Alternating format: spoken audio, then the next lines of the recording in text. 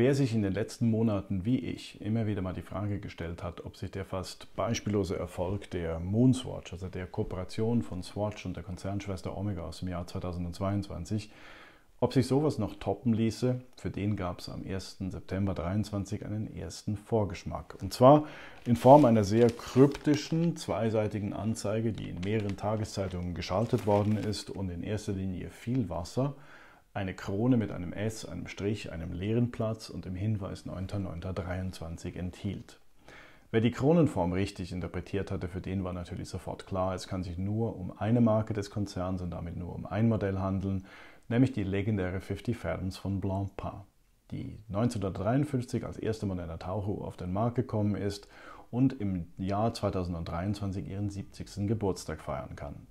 Die legendäre Taucheruhr kriegt also mit der Kooperation mit Swatch ein sehr buntes zusätzliches Kapitel im Jubiläumsjahr hinzugefügt, und zwar in 5 Ausführungen unter der Bezeichnung Blancpain x Swatch Scuba 50 Fathoms in Biokeramik.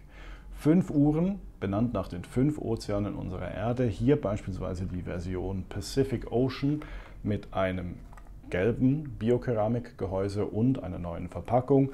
Der Durchmesser beträgt 42,3 mm, die Bauhöhe 14,4. Das Design ist natürlich ganz klar der aktuellen 50 Fathoms nachempfunden, mit ein paar Unterschieden, darunter natürlich das Gehäuse aus Biokeramik und das Co-Branding mit Swatch und Blancpain.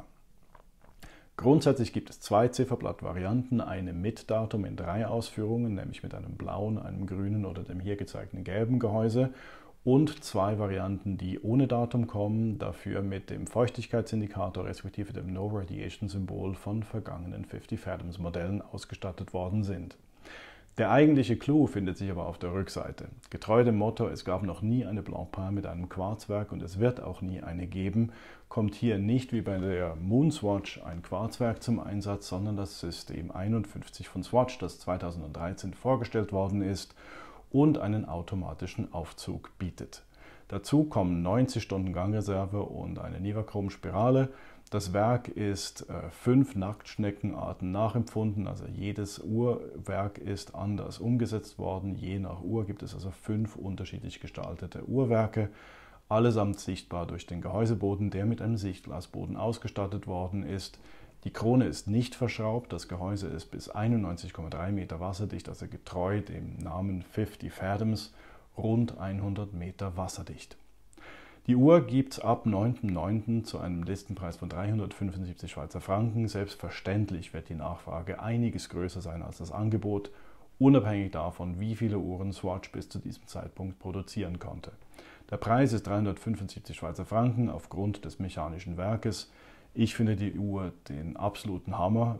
Ich wüsste nicht, welche von den 5 ich am liebsten hätte. Sie sind allesamt enorm charmant, enorm spannend und ich bin überzeugt, dass die Moonswatch damit noch einen würdigen Nachfolger gekriegt hat, in Form eines endlich mechanischen Modells mit Drehring, der übrigens in 120 Schritten rastet.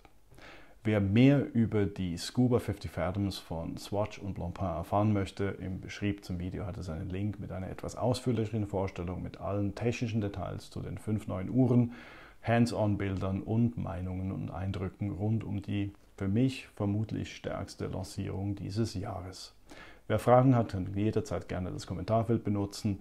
Ich kann natürlich nicht beantworten, wo, wann und wie man zu einer kommen wird, respektive wie lange man anstehen muss. Alles andere versuche ich zu beantworten. Ich freue mich über jede Form von Feedback und über ein Subscribe.